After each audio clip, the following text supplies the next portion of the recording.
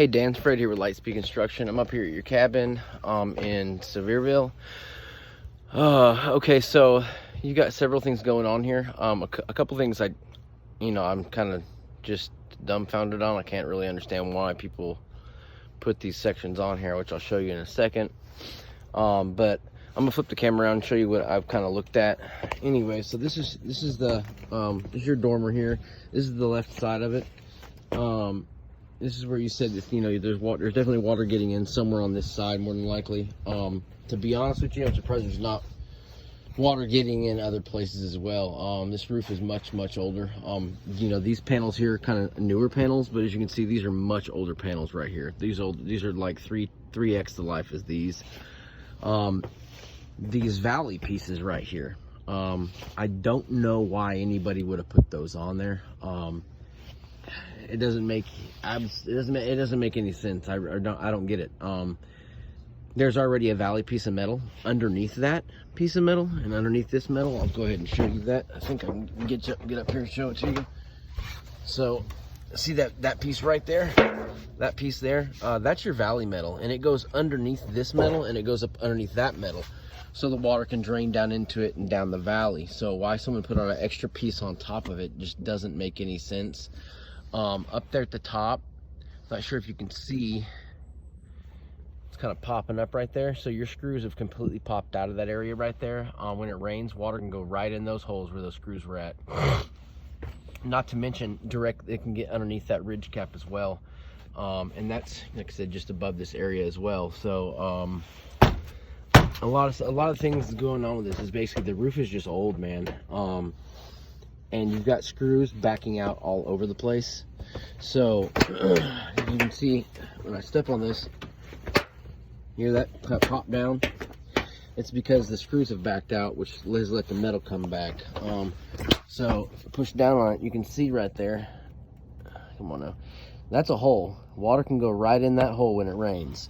And same with this one here. Same with this one. You can actually see a hole right there. See the hole right at the top, right there at the top. And this is all right here. I'm sorry for the fuzziness here. Here we go. And that's all, right here in this area. Another one, these are all backing out. See this?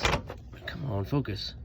There we go. These are backing out pretty bad. Water can go right down in those holes. This one's not even in there anymore. Not to mention, they do have a good overlap. This is about a good 6 inches right here. But there's no butyl tape and there's no sealant in there, so water can get back up in here, and then from there it just goes right underneath your roof. So and you got stuff like this all over the roof.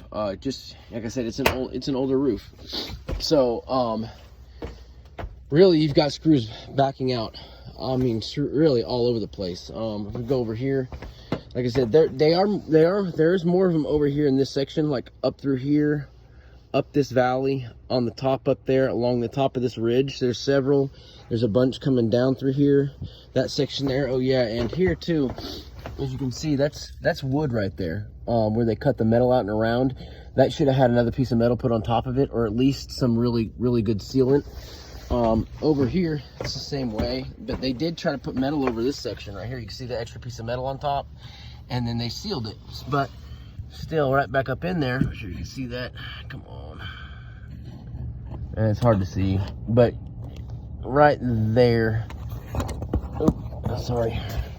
right here, there's a hole that goes down to that wood. So any wind-blown rain, heavy rain, water's gonna get right in there. You can see how far that screw's backed out right there. See that screw's backing out there because this metal pops up and down. You just got screws backing out all over, man. And once those screws start to unwind and back out, it's just inviting water to come in. And it's something we see very typical with older metal roofs that are 10 years old or 10 years or older. Yeah, so what your roof really needs, man, is what we call a roof tune-up, where we just basically put a bucket called D-ring on the upper part of the roof up there, strap our harness in, and we basically scour the whole roof, starting from the bottom going up back and forth all the way across the roof and just bouncing on stuff, checking screws. If the screw's loose, we back it out and we put in a heavier gauge screw. It's a much bigger screw. Not quite twice as wide. It's pretty close. It's not quite twice as wide as the screws that are in there now, but pretty close to it. And that allows it to, you know, grab that hole again and go back down there and cinch down really good. So that's what we do. We use a heavier gauge screw. And, you know, we usually go through, I mean, 500 screws or something like that on a roof like this, you know, replacing different screws here and there. And that's really what needs to happen. Stuff needs to be caulked, and a bunch of screws need to be replaced with some new screws, some bigger, thicker gauge screws. And I think that'll get you fixed up, man, honestly. Because, you know, you can't really point it to this exact, hey, this is exactly where it's leaking at. It's probably leaking in this area right here from about 9 to 10 different screws. Not to mention that ridge cap up there is probably a culprit as well. So I'll shoot you over a proposal and I'll get something sent right over to you, man, okay? Thanks, Dan. You take care. Bye.